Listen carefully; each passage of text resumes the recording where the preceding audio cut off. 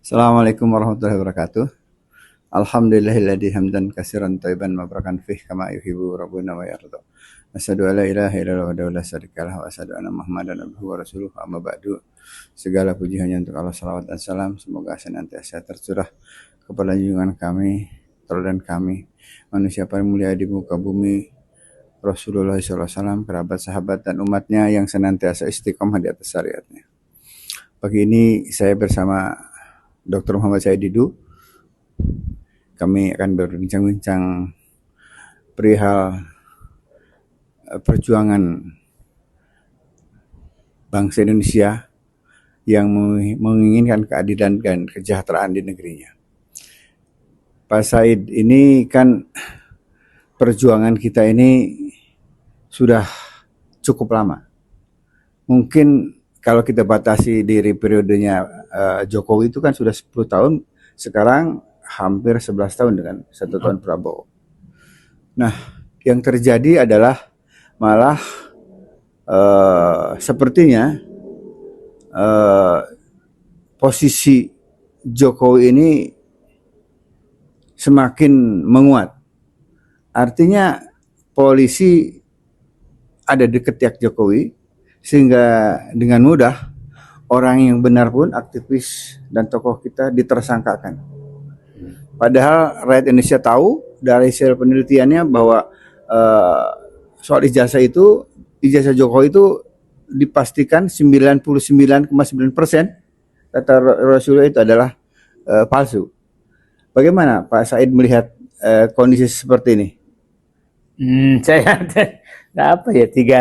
hampir seminggu 3 hari ini betul-betul merenung apakah ini ujian atau cobaan dari Allah terhadap bangsa ini sehingga sepertinya menghadapi jalan buntu karena kita tahu perjuangan Dr. Roy Suryo, Simon dan Dr. Tifa itu betul-betul mendapat dukungan keras dari seluruh rakyat, elemen masyarakat, dan berharap ini membuka tabir penyebab kerusakan disebabkan oleh Jokowi selama 10 tahun. Tabirnya apa? Kalau dulu kan SMK jelas bohong, yang lain banyak sekali. Ini masuk ke hal yang prinsip. Tapi 3 hari kemarin sepertinya mereka berhasil memecah belah. Dan saya kan kemarin nge-tweet bahwa harimau hanya memangsa binatang buruannya yang ketika berhasil memecah. Tidak pernah rombongannya.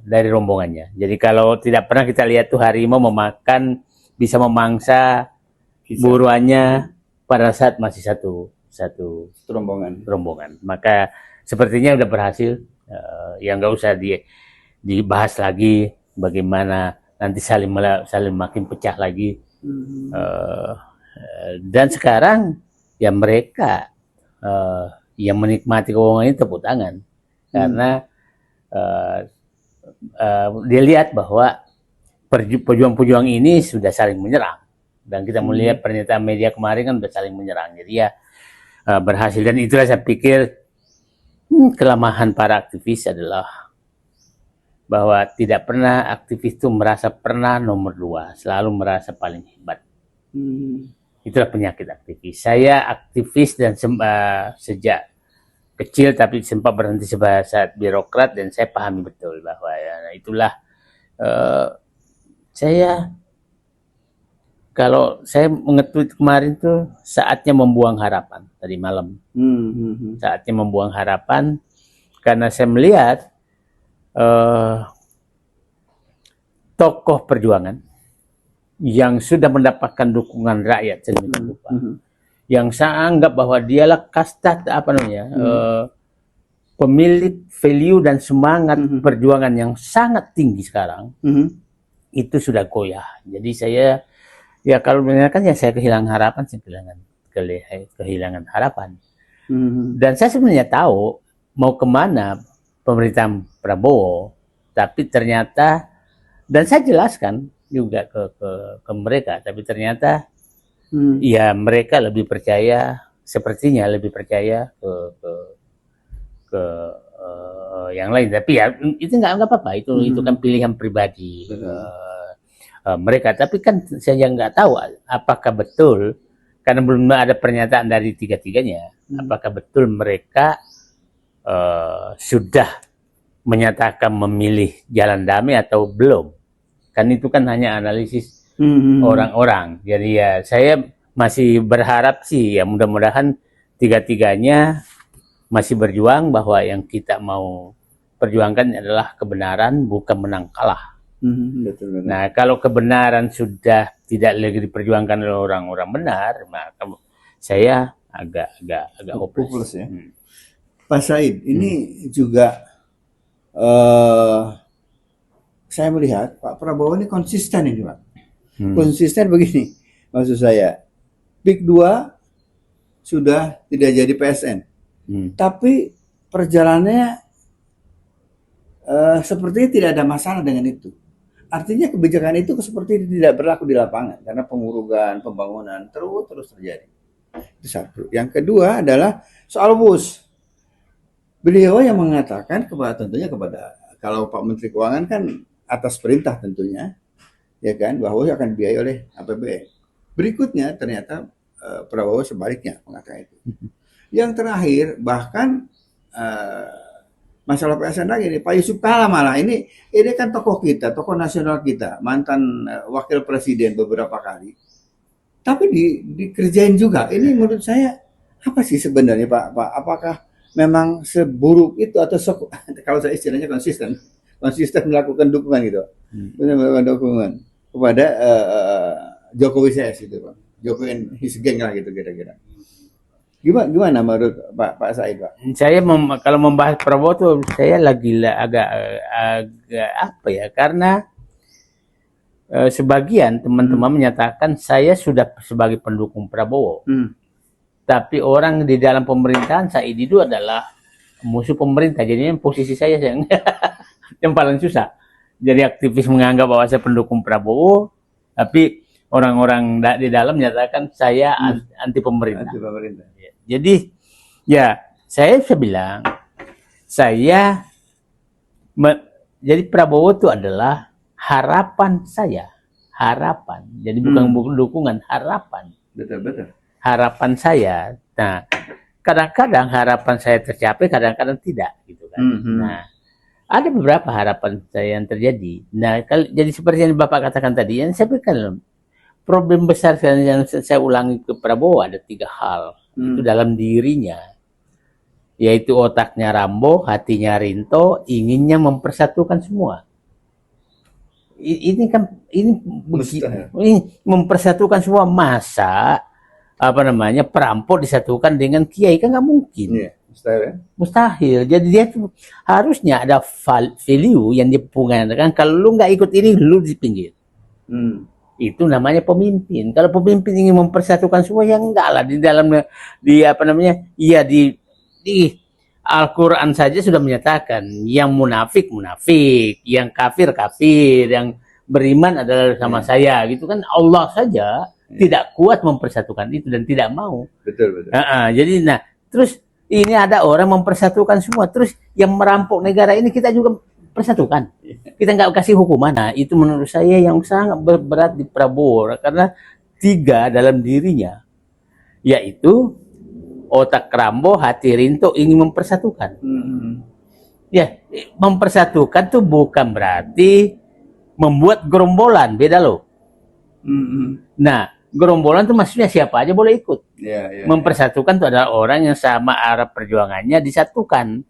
Nah, bukan menyatukan semua ke dalamnya. Jadi, nah itu problemnya. Dan contoh tadi, jadi bayangkan,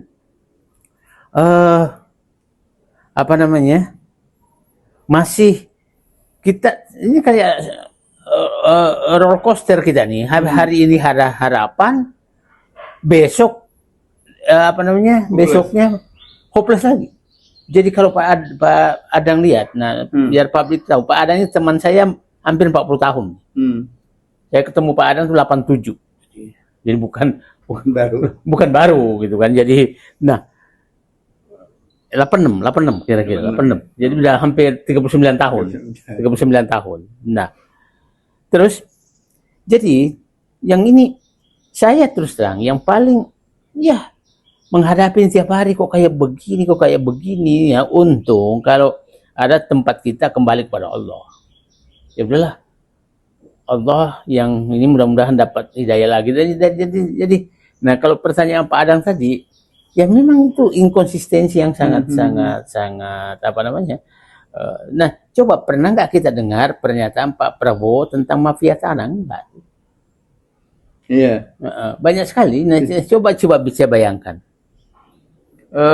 Yang melindungi oligarki PIK 2 di Banten ini seorang separtai beliau. Orang separtai gubernurnya Banten itu Gerindra. Iya, Gerindra siapa tuh namanya? Si Anderson. Iya betul. Dan saya tahu juga yang melindungi di atas dari partainya juga. Jadi kalau Pak Bli bertanya terus mau kemana? Nah, contohlah kemarin juga di Sulsel, anak ketua DPRD, wakil ketua DPRD yang punya 41 dapur, partainya juga kan. Jadi ya terus mau mempersatukan di mana gitu loh, mempersatukan di mana, sementara beliau menyatakan saya anti serakahnomik, tapi membuat serakahnomik dan melindungi serakahnomik. Jadi ya, terus saya harus gimana gitu menghadapi seperti ini gitu loh. Jadi jadi antara diucapkan dengan dilaksanakan berbeda gitu loh. Nah, gitu Pak Dadang. Iya, artinya Prabowo itu mau di mana-mana dia berada, tapi akhirnya tidak kemana-mana, begitu Pak. Seperti itu. Akhirnya tidak kemana-mana gitu kan. Jadi saya itu lebih menghargai seorang pemimpin yang kalau dengarkan pidato seakan-akan punya tekad mau ke sana. Ya kan? Yang diceritakan yang saya kan 5 agenda terus yang saya katakan saya dukung Pak Prabowo itu, satu, seakan-akan akan memberantas korupsi. Betul. Oke. Nah, seakan-akan akan menciptakan pemerintahan bersih. Seakan-akan akan mengambil sumber daya alam. Seakan-akan akan melakukan penertiban terhadap aparat hukum. Seakan-akan akan mengambil aset negara. Ada yang seakan-akan jalan. Ada yang seakan-akan jalan. Pengambilan aset negara itu jalan, ya kan? Nah, jadi saya melihat sangat tergantung tangan kanan beliau siapa. Dan saya karena dekat sama Safri, yang ditugaskan oleh Safri Samsudin itu yang jalan. Itu yang jalan. Kalau yang ditugaskan yang lain itu kelihatannya dijadiin barang dagangan. Barang dagangan. Ya itu. Itu tadi mau ada di mana-mana tapi nggak kemana-mana. Yang dihadapi publik ya bahwa ya ini masih antara kontradiksi antara ucapan dengan tindakannya gitu ya. Kontradiksi antara ucapan dan tindakan. Coba aja lah. Agak lucu tim reformasi Polri yang dikomentari adalah perdamaian ijazah palsu. Apa kaitannya? Ya. Nah, seakan-akan